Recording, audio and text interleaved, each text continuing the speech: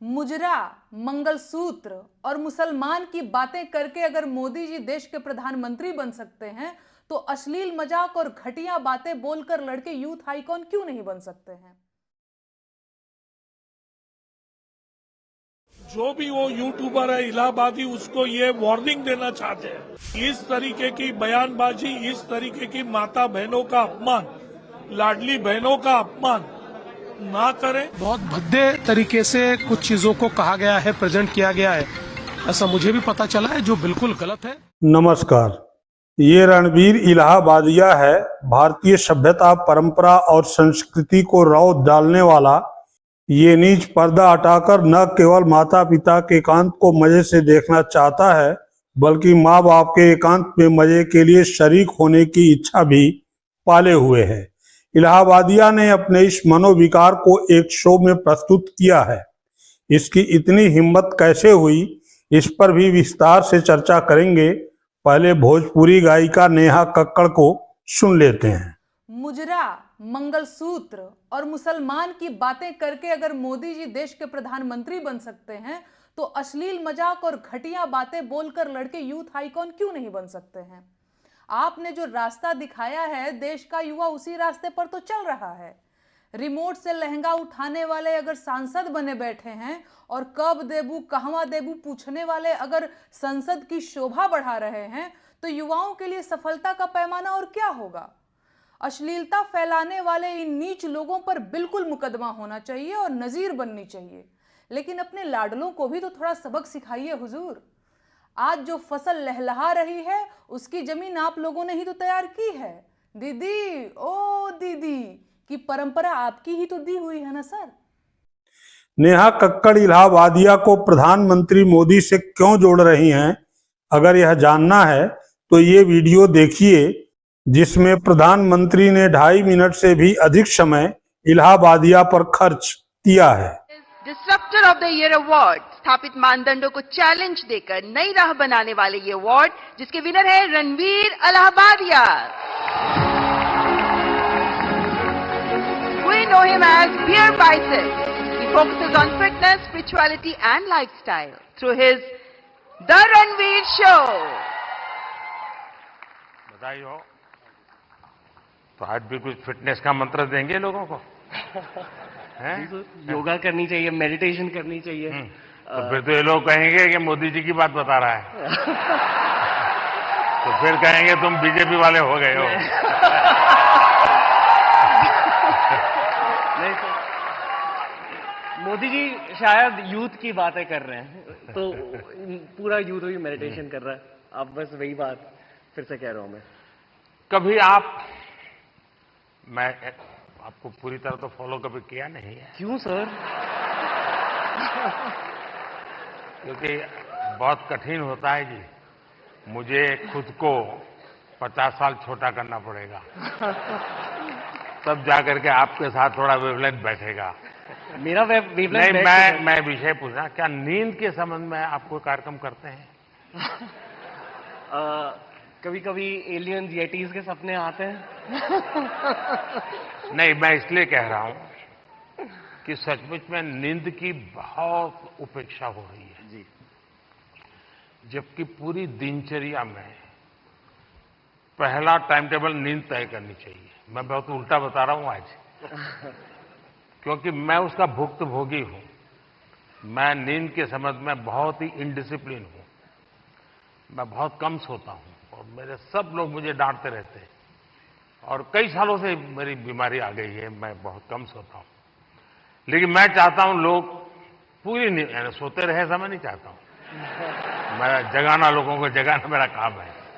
लेकिन नींद के संबंध में हम ज्यादा उतने जागृत नहीं है। कभी उस पर सोचिए ना। जी जी, योग निद्रा करनी चाहिए। योग निद्रा अलग है जी, वहां मत ले जाइए।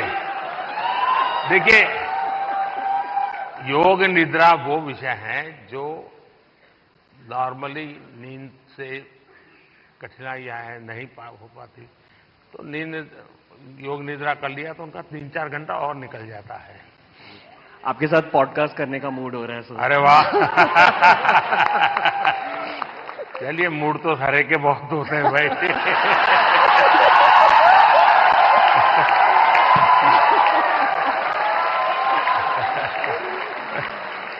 All the thank best. You thank you.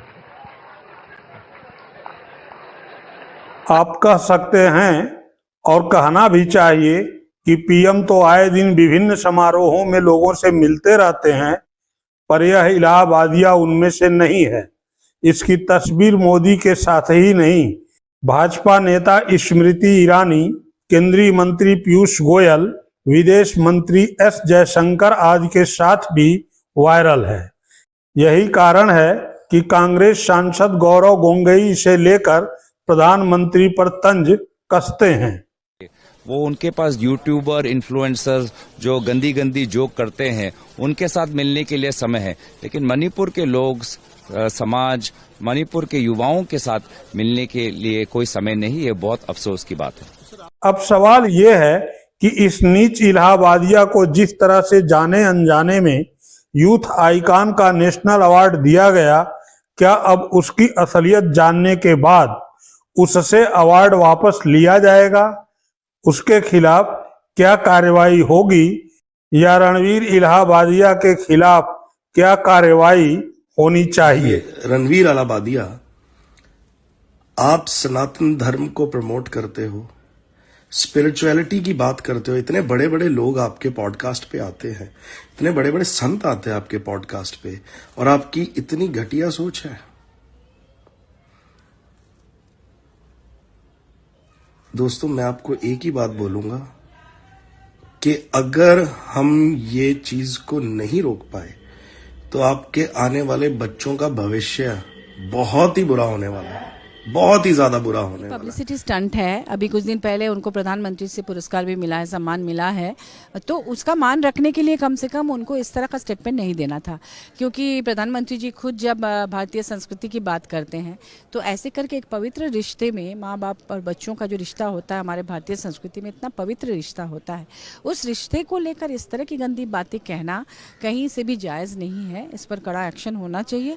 और मिनिस्ट्री क्या कर रही है, जिस मिनिस्ट्री के जिम्मे ये सब कुछ है, क्योंकि वेब सीरीज में जिस तरह के एक डायलॉग में जो गंदे गंदे शब्दों का इस्तेमाल होता है, वो भी गालियाँ होती हैं, उसको भी आप बैठ के परिवार के साथ नहीं देख सकते हैं। तो ऐसे में हमारी संस्कृति को बिल्कुल गंदे तरीके से परोसा जा रहा है और नई पीढ़ी में अलग तरह की संस्कृति को डेवलप करने की कोशिश हो रही है यूट्यूब के माध्यम से और वेब सीरीज़ वगैरह के माध्यम से। तो ये पूरी की पूरी जिम्मेदारी केंद्र सरकार की है, उनके उस मिनिस्ट्री की है। तो हम उन्हीं से सवाल करेंगे कि मिनिस्ट्री क्या कर रहा है। एकमात्र वो बैन करने पर ही ये लोग समझेंगे, क्योंकि तब उनको लगेगा कि नहीं, अब हमें ऐसा नहीं करना चाहिए। वो हमारे यहाँ जो न्यायालय की प्रक्रिया है इतनी लंबी चलती है कि धीरे धीरे सब चीज़ें डाइल्यूट हो जाती हैं। किसी पर कोई एक्शन होने के पहले ही वो धीरे धीरे लोग भूल भी जाते हैं, वो धीरे धीरे केस खत्म हो जाता है। तो उस तरह से सोच के करना चाहिए। ये हमारा देश प्रभु रामचंद्र की भूमि है। महाराष्ट्र जो है वो शिव छत्रपति शाहू फुले अंबेडकर जी का महाराष्ट्र है, और इस देश में और इस महाराष्ट्र के अंदर इस तरीके की बयानबाजी, खुलेआम गाली गलौज करना, माँ बहनों की इज्जत निकालना, रिलीजन धार्मिकता में तेढ़ निर्माण करना, एक दूसरे के प्रति दूजाभाव निर्माण करना, और इस तरीके की गाली गलौज अगर टीवी पे कोई करता है, सोशल मीडिया पे कोई करता है, तो उसका असर दूर दूर तक जाता है। तो हम जो भी वो यूट्यूबर है इलाहाबादी, उसको ये वार्निंग देना चाहते हैं शिवसेना की तरफ से कि इस तरीके की बयानबाजी, इस तरीके की माता बहनों का अपमान, लाडली बहनों का अपमान ना करें, फ्रीडम ऑफ स्पीच का दुरुपयोग ना करें।